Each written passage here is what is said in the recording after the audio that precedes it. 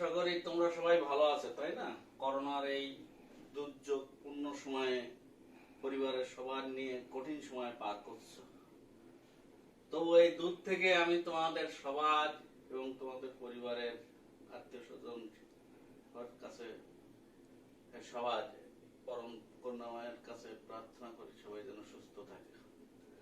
গত ক্লাসের হোমওয়ার্ক তোমরা তোমরা আমার মেইলে পাঠাই। তোমাদের মধ্যে দেখলাম 5 জন বন্ধু পাঠাইছে, প্রভাতী 2 জন, দিবার 3 জন। এই বন্ধুদের নাম না বললেই নয়, কারণ এবং এদের পড়াটা আমি কারেকশন করে দিয়েছি। প্রভাতী 10,971 অরিত্র গাইন, 11,000 জিহান সাইদ, দিবার 7,362, মোহাম্মদ আবিদ আব্দুল্লাহ চৌধুরী 7,728, অন্নমরা চৌধুরী, আর 6,085 আবরার রহিম। আজ একজন নতুন যুক্ত হয়েছে, গত ক্লাসে পাইছিলাম 5 জনের, তার মধ্যে রেহান নেই আজকে। এই তালিকায় নতুন যুক্ত হয়েছে অন্নম রায় চৌধুরী। ধন্যবাদ অন্নম রায়। আর পরিবেশ আর 4 জন পুরানো। তোমরা সবাই ভালো থাকো। আমি তোমাদের গতদিন ক্লাসে লিখে দিয়েছিলাম সামুদ্রিকের সন্নিহিত দুটো বাহু আর অন্তর্ভুক্ত কোণ দেয়া ছিল, এবং সামুদ্রিকটা তোমাদের কিভাবে আঁকতে হবে সেই আঁকা এবং বিবরণ সব দেখিয়েছিলাম। আজ আমি তোমাদের গতদিন ক্লাসে পড়াও দিয়েছিলাম যে একটি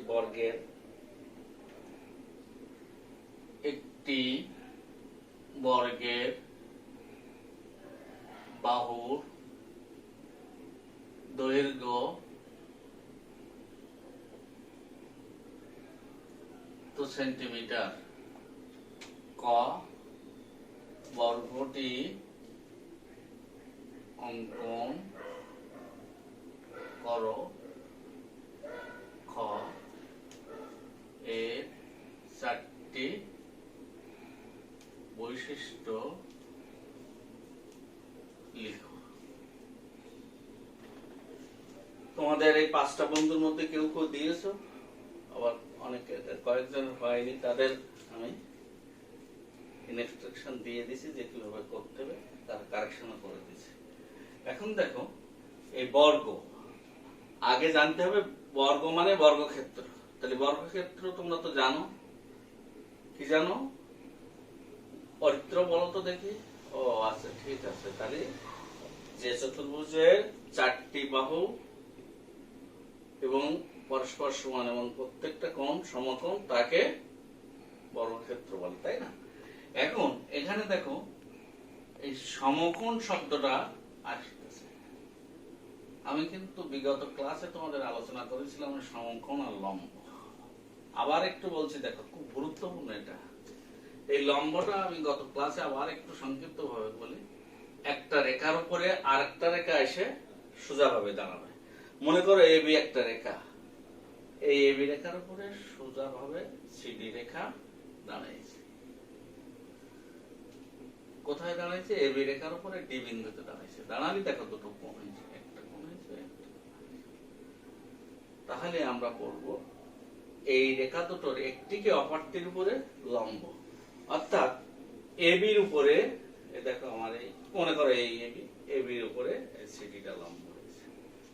আবার দেখো সিডির উপরে এবি লম্ব হয় কিভাবে? দেখো এই সিডি বাহুটা এই আছে, দেখো এই সিডি এখানে এসে এই সোজা চলে এসেছে লম্ব, একটিকে অপরটির উপরে লম্ব বলে।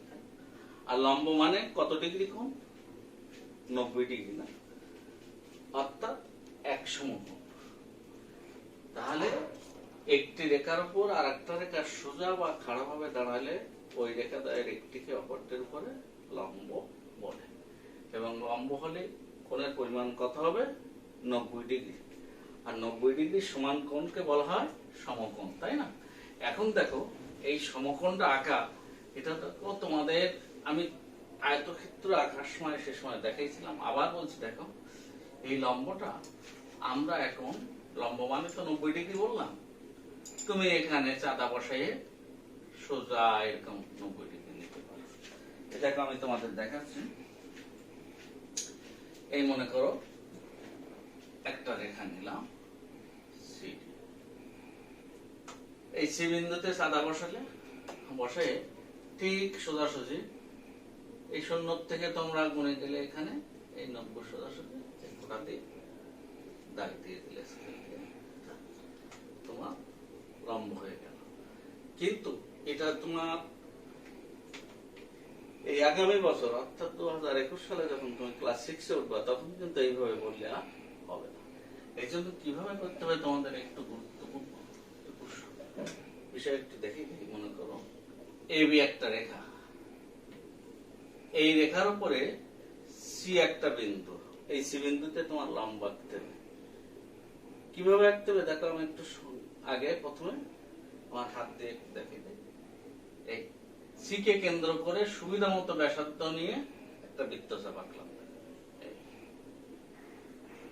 সি কে কেন্দ্র করে সুবিধা মতো ওই একই ব্যাসার্ধ নিয়ে কাটো, আবার ওই ব্যাসার্ধটা একই থাকবে, আবার দেখো এখানে কাটলে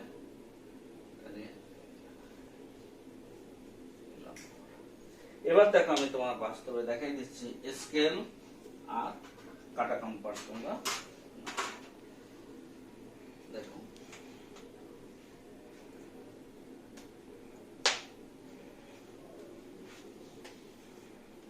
স্কেল তুমি নিয়ে সুবিধা মতো তোমার একটা রেখা মনে করো তুমি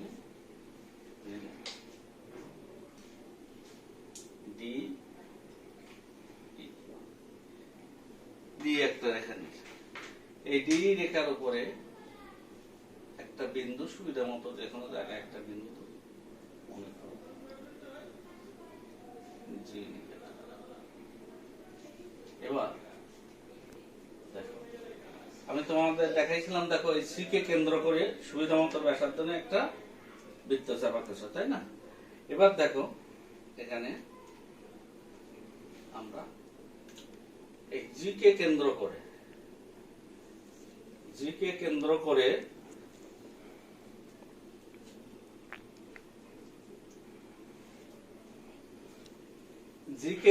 করে সুবিধা মতো ব্যাসার্ধ নিয়ে দেখো যেন দেখতে ভালো লাগে, বুঝছো? তোমাদের গতদিনও বলেছিল সুবিধা মতো ব্যাসার্ধ নিয়ে একটা বৃত্তচাপ আঁকবে।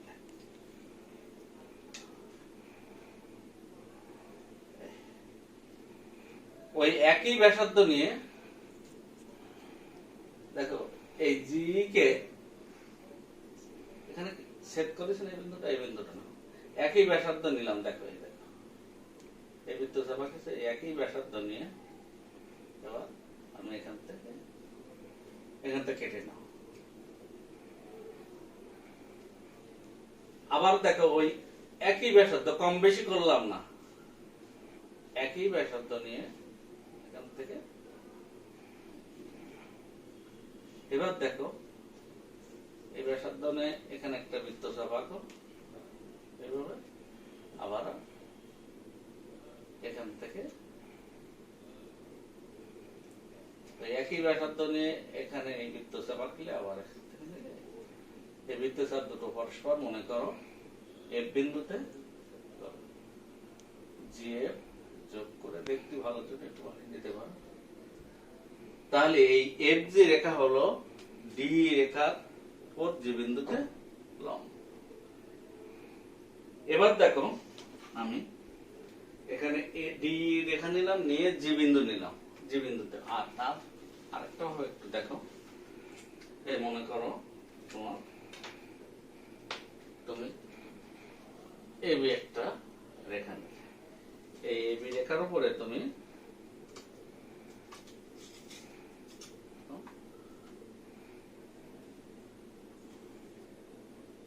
এই বিন্দুতে তুমি লম্ব আঁকবা। কিভাবে দেখো, তাহলে ডি রেখার যে বিন্দুতে আঁকলে, আর এবার দেখো এবি রেখার এই বিন্দুতে কিভাবে লম্ব আঁকতে হবে, এটা কিন্তু খুব গুরুত্বপূর্ণ।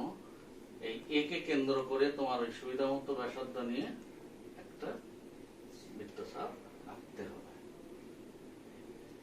হয়েছে? দেখো আগের মতো আছে, দেখো তুমি দেখি এখানে। এবার মনে করো এখানে ছেদ করে সেই ছেদ ওই একই মাপ নিয়ে এখানে কাটলে, আবার ওই একই মাপ নিয়ে এবার দেখো এটাকে কেন্দ্র করে তুমি এখানে একটা বৃত্তচাপ আঁকো, আবার এই বিন্দুটাকে কেন্দ্র করে আরেকটা বৃত্তচাপ আঁকো। এই বৃত্তচাপ দেখো পরস্পর মনে করো দুটো বৃত্তচাপ সে বিন্দুতে ছেদ করলাম, এসি যোগ করলে তাহলে এসি রেখা এবি রেখার উপরে কোন বিন্দুতে লম্ব হয়েছে? এই বিন্দুতে। এইটাই হচ্ছে তোমাদের প্রভাব অঙ্কন করা। যদি তোমরা সময় পাও এভাবে তোমরা করবে এবং দেখাই দেবা তোমাদের পরীক্ষা খাতায়। আর যদি সময় স্বল্পতা হয় তখন তোমরা ওই সরাসরি মনে করো এবি একটা সরলরেখা, এখানে তোমরা চাঁদা বসাই দিয়েছো, দিয়ে লম্ব এঁকে দিলে।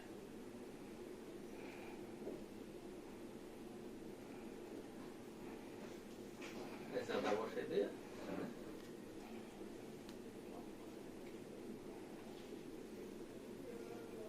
বুঝতে পেরেছো? তাহলে এই এখানে দেখিয়ে দিবে, এটাও এখন তোমাদের হবে। তাহলে আমি এবার লেখা শুরু করি। বলছে যে বর্গের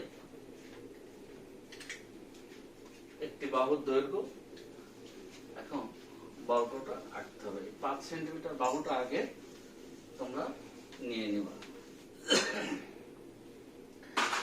5.5 5.5 অর্থাৎ এদিকে খেয়াল করো, এই 1 2 3 4 5 আছে, একটু তারপরে দেখো আর একটা বড় দাগ আছে 6 এর আগে, এটা হচ্ছে 5.5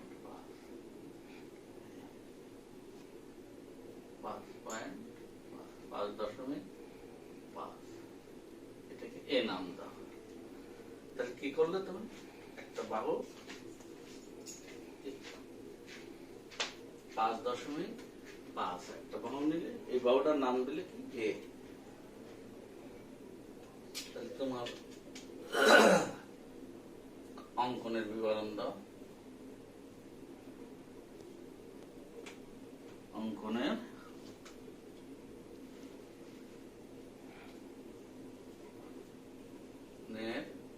বিবরণ।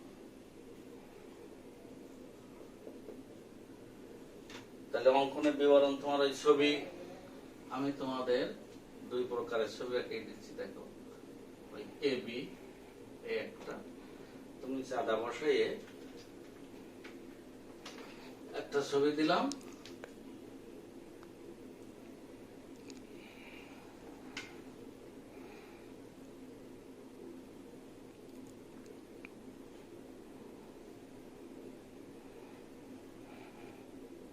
আরেকটা ছবি তোমাদের আমি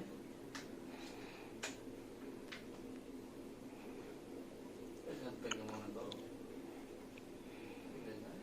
ডি 5.5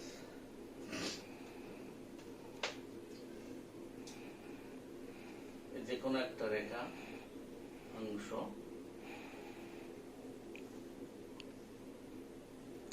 এ বি লয়, এর থেকে তোমরা এখান থেকে মাপ নিতে পারো, এর সমান করে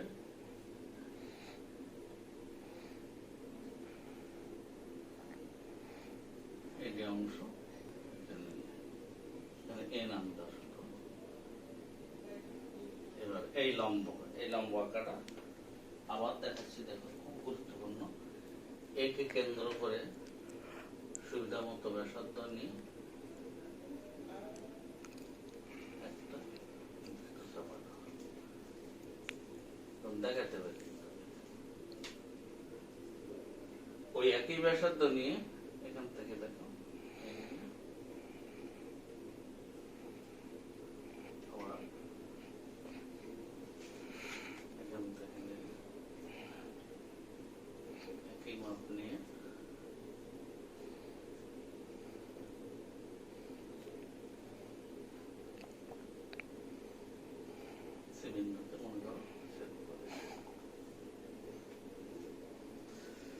কাজে অঙ্কনের বিবরণটা আমি তোমাদের লিখে দিই। তাহলে যে কোনো রেখাংশ বা মনে করি এ বি একটি রেখাংশ, একই লেখা লেখো, গতদিন যা লেখা ছিল।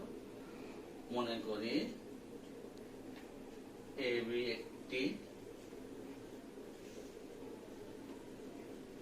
রেখাংশ, বুঝছো? এ বি রেখাংশের এ বিন্দু থেকে এ সমান করে, তাহলে এ বি রেখাংশের এ বিন্দু থেকে এ এর সমান, এ এর সমান মানে তাহলে কত সেন্টিমিটার হলো বলো তো দেখি তুহিন? 5.5। Thank you. রেখাংশের এ বিন্দু থেকে এর সমান করে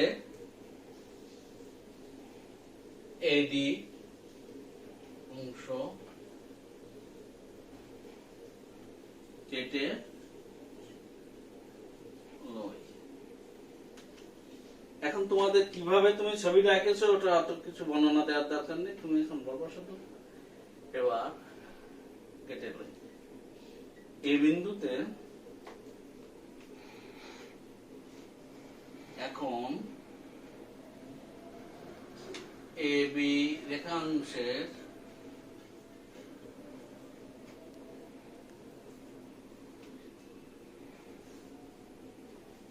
এ বিন্দুতে, এ বি রেখাংশের এ বিন্দুতে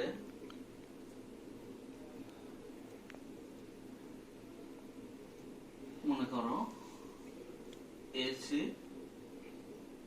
লম্ব আঁকি। এই লম্বটা কিভাবে আঁকতেছে, যদি এই ছবি দাও তাহলে এভাবে চিত্র দিও, আর সময় যদি না হাতে থাকে তাহলে এইভাবে দেখিয়ে দেবো। সে বিন্দুতে এখন এ বি রেখার এ বিন্দুতে সি এ লম্ব আঁকি। এবার সি এ রেখার থেকে এ সমান করে, এই যে এ সমান করে, এ সমান করে ওই সি নামটাই তুমি রাখো, এসি অংশ কেটে লো। এটার নাম তাহলে তাহলে মনে করি এ বি একটি রেখাংশ, এ বি রেখাংশের এ বিন্দুতে, এ বি রেখাংশের এ বিন্দুতে এসি বা সি এ লম্ব অঙ্কন করি। এসি রেখার থেকে ছোটাতে রেবাহু এ সমান করে লম্বা আঁকি, তাই তো?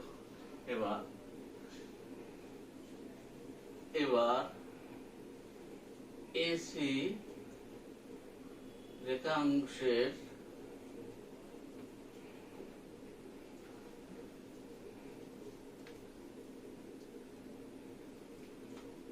এ বিন্দু থেকে এসি রেখাংশের এসি রেখাংশ থেকে এসি রেখাংশ থেকে এ এর সমান করে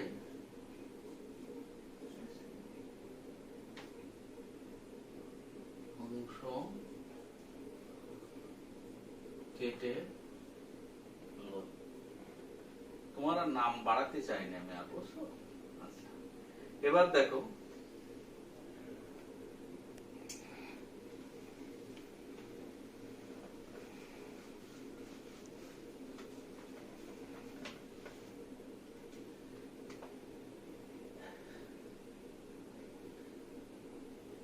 ডি কে কেন্দ্র করে এ এর সমান ব্যাসার্ধ নিই, ডি কে কেন্দ্র করে এ এর সমান ব্যাসার্ধ নিই, ডি বিন্দুকে কেন্দ্র করে এর সমান ব্যাসার্ধ নিয়ে কোণ এর অভ্যন্তরে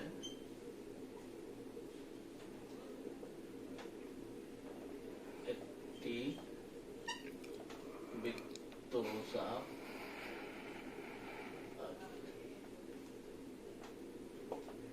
এবার দেখো এই কোণ ডি কে কেন্দ্র করে এ সমান ব্যাসার্ধ নিয়ে এই এ কোণ এর অভ্যন্তরে একটা বৃত্তচাপ আঁকলাম। বুঝতে পেরেছো? ওই একই সব লেখায় একই ধরনের, দেখো আয়ত লিখেছিলাম, সামুদ্রিক লিখেছিলাম, আবার সি কে কেন্দ্র করে ওই এ সমান ব্যাসার্ধ নিয়ে আরেকটা বৃত্তচাপ আঁকলো। এই বৃত্তচাপ দ্বয় পরস্পর মনে করো এই বিন্দুতে, আবার সি কে কেন্দ্র করে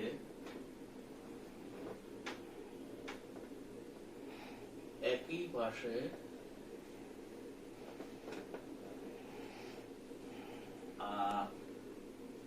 একটি বৃত্তচাপ আঁকি। তাহলে দেখো এই বৃত্তচাপ দুটো পরস্পর এই বিন্দুতে ছেদ করব।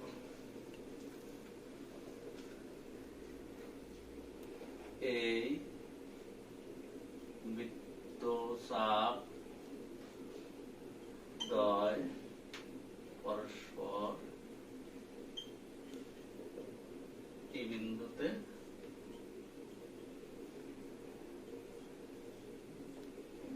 ছেদ করব।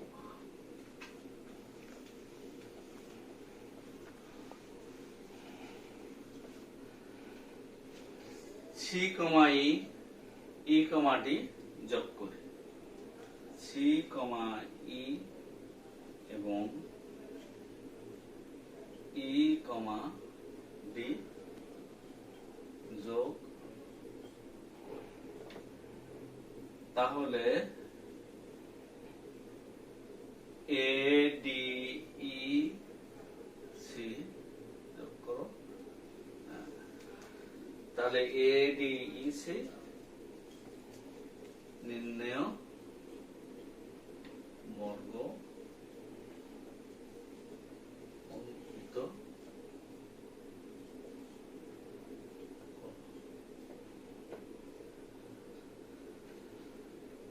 তাহলে এডি ইসি নির্ণয় বর্গ অঙ্কিত হয়েছে।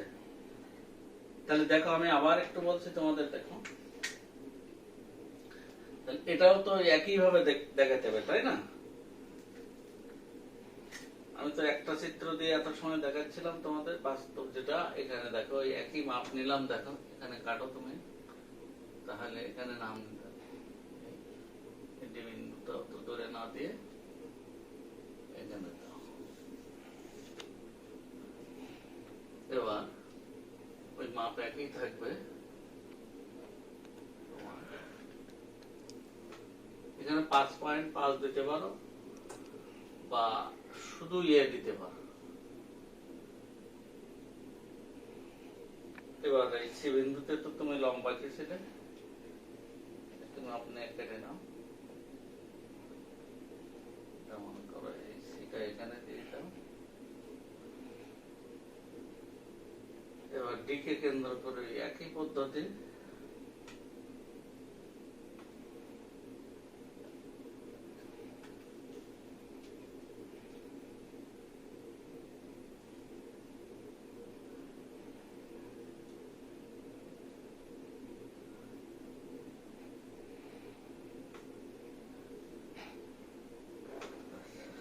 তাহলে আমি আবার বলছি, দেখো মনে করি এই মনে করি এবি একটি রেখাংশ, এবি রেখাংশের এ বিন্দু হতে এ সমান করে এটি অংশ কেটে লয়। এবার এডি রেখাংশের এ বিন্দুতে এসি লম্ব আঁকি। এসি থেকে এ সমান করে এসি অংশ কেটে লয়। এখানে নাম তোমরা আরেকটা দিতে পারো, কিন্তু এফ দিতে পারো, এখানে দিতে পারো। তখন বলবো এফ রেখার থেকে, তাহলে সবচেয়ে ভালো হয় তোমাদের ওইটাই, যে এ বিন্দুতে এফ একটি লম্ব আঁকি, এফ রেখার থেকে এ সমান করে ছোট হাতের এ সমান করে এসি অংশ কেটে লয়। এটাও দিতে পারো, বা আমি যেটা লিখে দিলাম ওটাও দিতে পারো, এসি অংশ কেটে লয়। এবার ডি বিন্দুতে ছোট হাতের এ অর্থাৎ 5.5 বাহুর সমান করে কোণ এর অভ্যন্তরে একটি বৃত্তচাপ আঁকি। আবার সি কে কেন্দ্র করে ওই একই ব্যাসার্ধ নিয়ে আরেকটি বৃত্তচাপ আঁকি। এই বৃত্তচাপ দুটো পরস্পর এই বিন্দুতে ছেদ করে। সি কমা ই কমা ডি যোগ করি, তাহলে এ ডি ই সি নির্ণয় বর্গ অঙ্কিত হলো।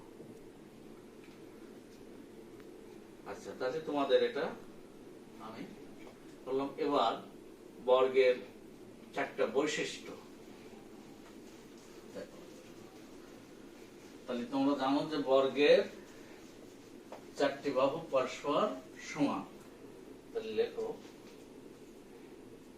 বর্গের বৈশিষ্ট্য। তোমরা আবার 4টি বৈশিষ্ট্য সব দেওয়া না, কিন্তু পরীক্ষার সময় শব্দ লিখবো বর্গের বৈশিষ্ট্য। এখানে দিকে মনে করো 1 নম্বরের দিকে প্রমাণক করে বর্গের 4টি বাহু পরস্পর সমান।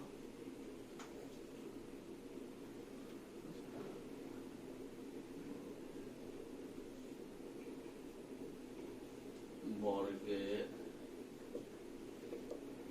প্রত্যেকটি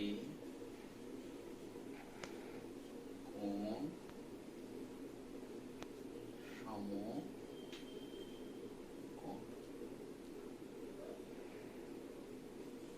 বর্গের কর্ণদ্বয়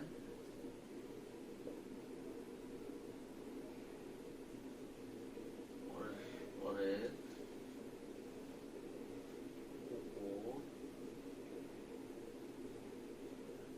লম্ব। বর্গের কর্ণদ্বয় পরস্পরের উপর লম্ব। আচ্ছা, বর্গের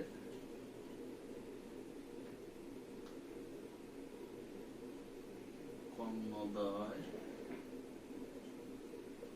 পরস্পর সমান। বুঝছে? এবার দেখো তোমাদের এই পড়াটা তোমরা আগামী দিন আমার জন্য লিখবা, বাসা থেকে লিখে নেবা, নিজে 2 বা 3 বার লিখবা। লিখে তুমি যখন আমার জন্য লিখে নিয়ে আসবা, তখন কিন্তু তোমার আর খাতা দেখবা না, আমার জন্য থাকবে কাজটা। আমি তোমাদের দেখবো যে তোমার লেখাটা সঠিক হয়েছে কিনা। প্রথমে তুমি 2 বার বা 3 বার লিখে তোমরা কারেকশন করো, তোমার আম্মা বা আব্বা দিয়ে দেখাও যে আব্বা লেখাটা ঠিক আছে কিনা দেখো। তারপরে তুমি আমার জন্য লিখবা, তখন আর আব্বা আম্মা কারো সাহায্য নিবা না। এরপরে তোমাদের আগামী দিনের কাজ থাকবে যে রম্বস। তোমরা তো জানো রম্বস কাকে বলে। বর্গ দেখেছো তাই না? বর্গ কি চারটে বাহু পরস্পর সমান। এখন এই বর্গকে যদি ধাক্কা দেওয়া হয় তাহলে কি হবে বলো তো দেখি? ও সরে যাবে না, একটু বেঁকে গেল। তাই বেঁকে গেলে তখন কি তৈরি হয়ে যাবে? এটা একটা রম্বস তৈরি হয়ে যাবে। তাহলে এর পার্থক্য তো তোমরা দেখো, এখন দেখলে বুঝতে পারছো।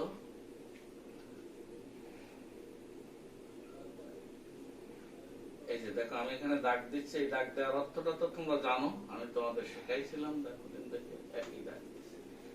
তার মানে বর্গের যেমন চারটে বাহু পরস্পর সমান হয়েছে, তোমাদের রম্বেশও চারটে বাহু পরস্পর সমান।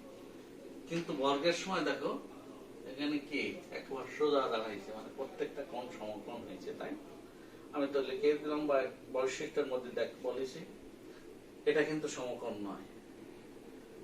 তাহলে এইটাই তোমাদের আগামী দিন কাজ থাকবে, ভাষার কাজ থাকবে কি? রম্বস। ভাষার কাজ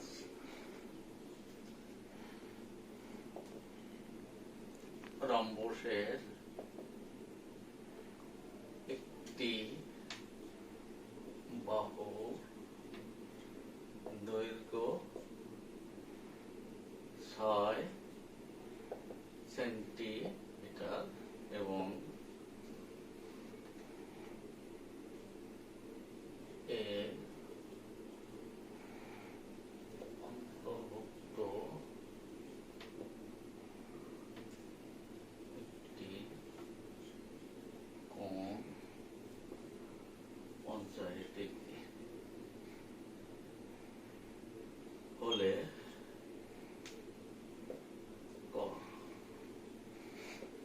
রম্বসটি অঙ্কন করতে হবে। এর বৈশিষ্ট্য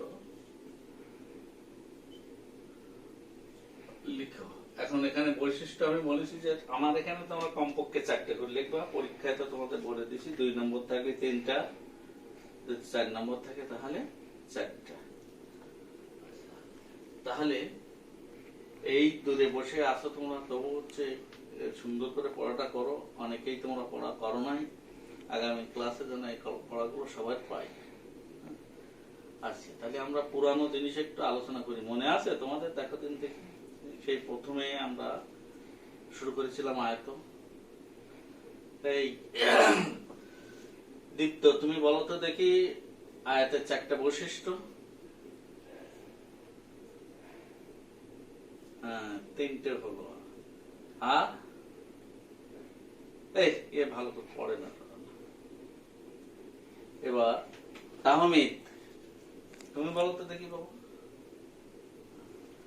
কি হয়েছে? আয়তের বিপরীত বাহু পরস্পর সমান বললে আর কি? প্রত্যেকটা কোণ সমকোণ, এর কর্ণ দুটো সমান। আচ্ছা, তারপর কর্ণদ্বয় কি করে? প্রত্যেকটা কর্ণ কি করে? দুটো সর্বসম ত্রিভুজে বিভক্ত করে। বাবা, তুমি তো ভালো এই সংখ্যাটা বলেছো, থ্যাংক ইউ। আচ্ছা, তাহলে আগামী ক্লাসটা তোমরা এটা ভালো করে পড়া করে আসবা, এবং যারা করো নাই তারাও ওই পুরনো পড়াটা করে আসো। ধন্যবাদ সবাই। এই করোনার মধ্যে সবাই সুন্দর সুষ্ঠুভাবে থাকো। দূর থেকে তোমাদের সবার মঙ্গল কামনা করি।